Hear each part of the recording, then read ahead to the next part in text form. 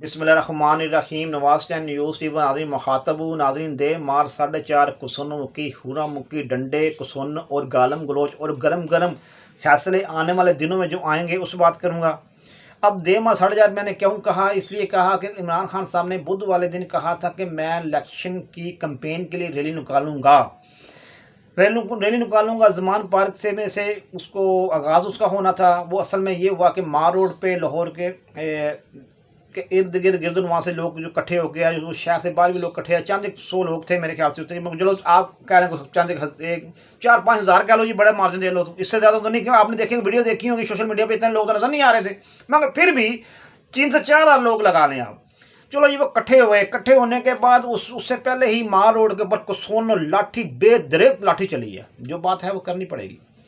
बेदरेक लाठी चली है, उसमें से औरतों को भी नहीं देखा गया, मर्दों को भी नहीं देखा गया, और यहाँ तक कि गाड़ियों, बड़ी बड़ी लग्जरी गाड़ियाँ देखने में आई हैं। ऐसी ऐसी गाड़ियाँ देखने में आई कि जिसका एक एक शीशा टूटे ना तो गरीब अपनी बेटी की शादी करवा ले उसके एक शीशे में से, यानी कि जो उसका एक शीशा फ्रंट शीशा जो टूट गया ना, उससे गरीब आदमी की बेटी की शादी हो जाती है।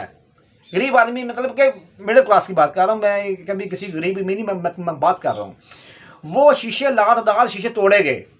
ये सारे का वजूहत क्या बनी, जो वजूहत सारी ये बनी कि जिस वक्त दफ़ा 144 लगी, वो क्यों लगी, उनको पास दाखिला के पास, वज़ीर दाखिला के पास एक ट्रैक लिस्ट आती है। उनमें से ट्रैक लिस्ट में से नाम आ गया था कि लाहौर में ज़मान पार्क के पास जब इन्होंने कारकुन इकट्ठे होंगे उसके दौरान ही इनको बंदों ने, किसी ने उसमें हमलावर लोग इतने बंदे मार देने के बाद वो मलबा सारा हुकूमत को डालना है।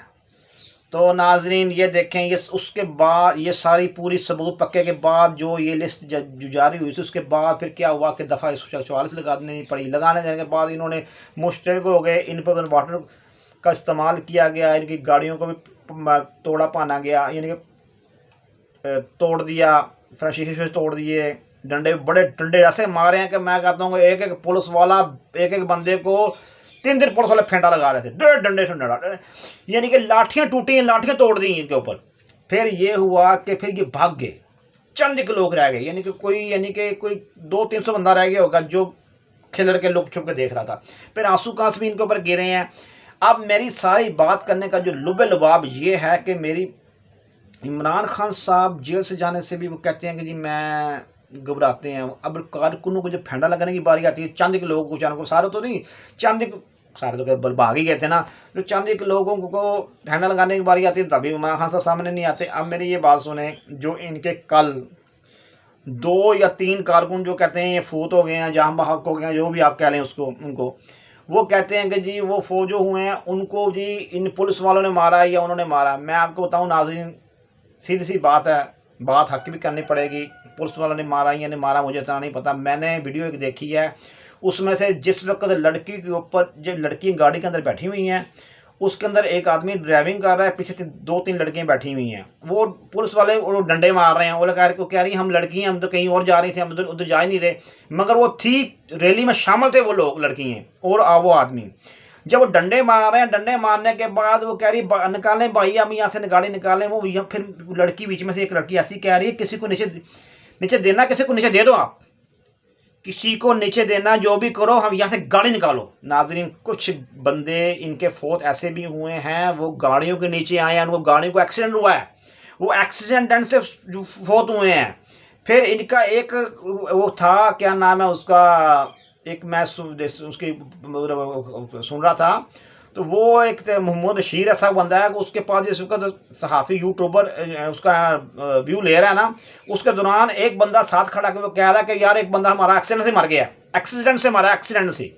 वो जो एक्सीडेंट से मरा है बंदा, जिसको गाड़ी ठोक दी, किसी ने गाड़ी ठोक दी, इसको गाड़ी ठोक दी है, वो भी उनको पुलिस वालों को ऊपर डाल रहे हैं। वो बात ये मैं नहीं कहता पुलिस वालों ने लाठीचार्ज नहीं किया, लाठीचार्ज पुलिस वालों ने किया, मगर कुछ बंदे इनके एक्सीडेंट से मरे हैं, उनको एक्सीडेंट उनका हुआ है, वो भी उनके ऊपर डाल दिया ना। ये सारी बात करने का फिर मैंने एक बात ये करनी थी, इन्होंने क्या हासिल किया बताओ। जान की कारकुन की गई, जान गई, किसी का बेटा था, किसी का भाई था, किसी का जो बाप होगा, कोई भी उनका रिश्ता था, वो उनको तकलीफ हुई, उनकी जान गई। इमरान खान को यही चाह रहा था कि इतनी यहाँ पे इतनी हो जाए ताकि हम जैसे ही सानिया मॉडल टाउन का हुआ था वैसे ही हम इनके ऊपर मलबा डाल दें और इसी मलबे के ऊपर हम अपनी सास को जमकाएं।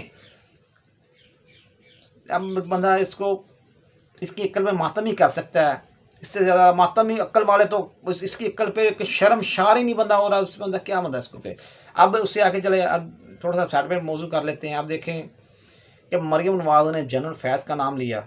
मरियम नवाज़ ने जलसे में खड़ी होकर और सहाफ़ियों को भी उन्होंने ये कहा कि जनरल फैज़ इस मामले का ज़िम्मेदार है, जनरल फैज़ को का कोर्ट मार्शल होना चाहिए। जनरल फैज़ का कोर्ट मार्शल ही नहीं, जनरल फैज़ को निशान इबरत बना देना चाहिए। फिर जनरल फैज़ ने कॉमेंट पास किया, यानी कि काउंटर किया। कहा कि मैं नहीं कर रहा था, जनरल बाजवा भी जो भी कर रहा था चीफ का मामला, चीफ के नीचे हम थे। जो मैंने कहा था ना पिछली वीडियो में, मैंने कहा था इन्होंने सब ने ये कहना जनरल बाजवा करवा रहा था, हमें तो पता कोई नहीं था।